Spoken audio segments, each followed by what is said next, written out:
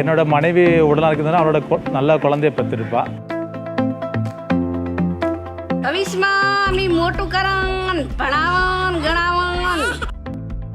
એના વિશે ઘણી ઘણી મોટી થાય અને આપણા માટે સારું જીવન જીવે, સારા સંસ્કાર આવે. பிளாக் போர்டு இருந்தால் தான் எழுத முடியும். அதே மாதிரி என்னோடய பாடி, என்னோடய ஹெல்த்தாக இருந்தால் தான் என்னால் சாதிக்க முடியும். ஸோ அதுக்கு வந்து நல்லா சாப்பிட்ணும்.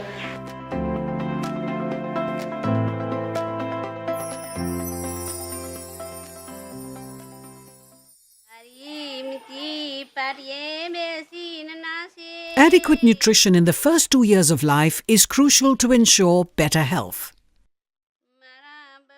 During this phase, one of the most damaging deficiencies can be that of a very vital micronutrient, iodine.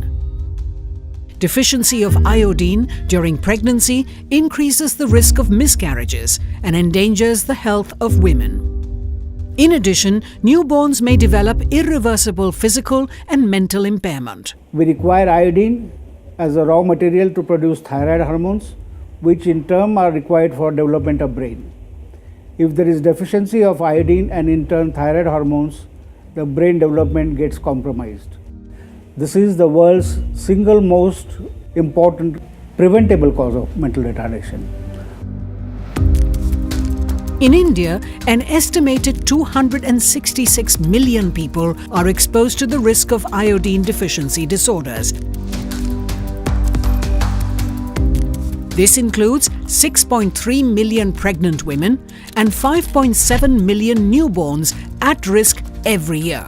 All of us, whether we stay in cities or villages, men or women, we are all at risk for iodine deficiency disorders.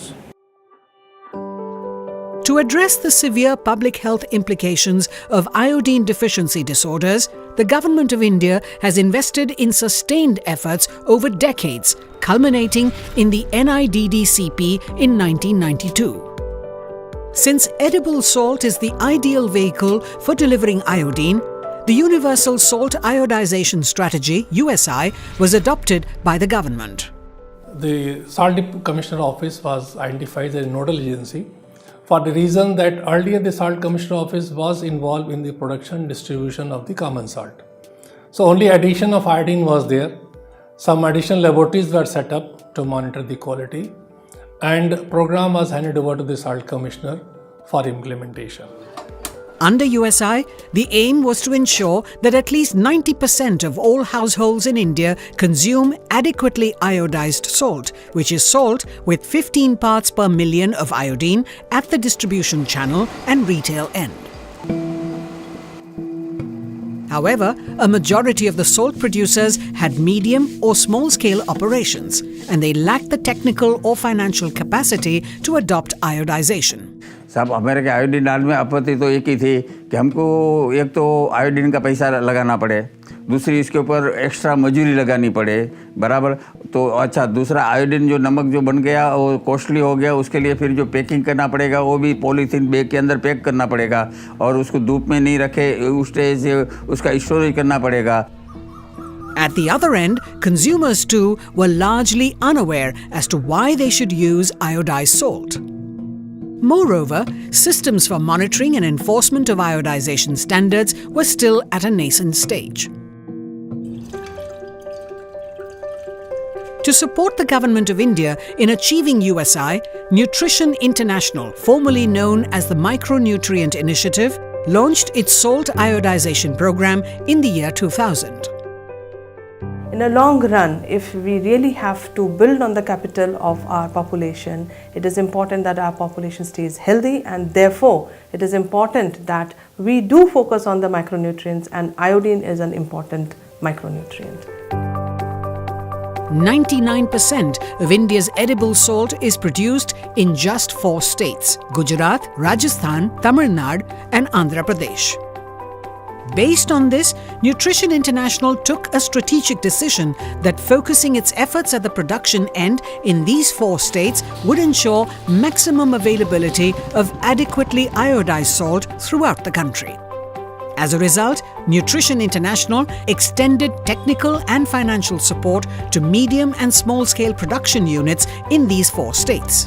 With this support, now a majority of salt producers have integrated iodization in their regular production processes. Nutrition International also supported the setting up of salt upgradation plants.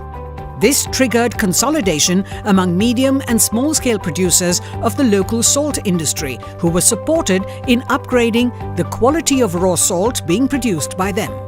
As a result, uniformity of iodization improved and salt moved up in the value chain. Nutrition International engages with national and state units of the NIDDCP to strengthen their capacities. It also works closely with the FDCA at the state level. Nutrition International had done a lot of training program to my food safety officers, the salt manufacturers, the salt distributors, even in the NGOs and the citizens of the state of the Gujarat. Gujarat being the largest producer of the salt in the country. In the combined effort with Nutrition International and the state FDCA, the iodization level of the salt has very well improved. Consumer rights agencies have also joined this cause to ensure that salt is not just iodized but adequately iodized.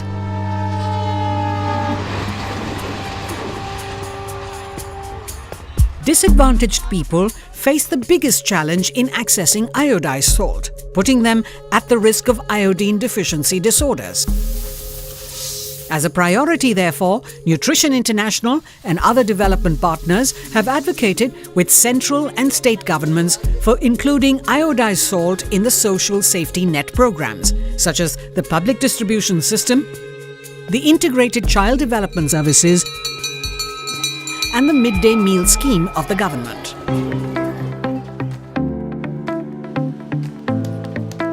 In India, the number of households consuming adequately iodized salt has grown from 49% to 78%, making USI one of the most successful public health interventions today. If constant efforts are not made to make sure that adequately iodized salt is available or it is being produced at the production center, I think all my efforts which we have made in the last 50 years will become futile. So it is to be sustained. Continuous efforts are required by the government and all stakeholders. Moving forward, we would be advocating for introducing double fortified salt, which is salt fortified with both iodine as well as iron, into the government social safety net program.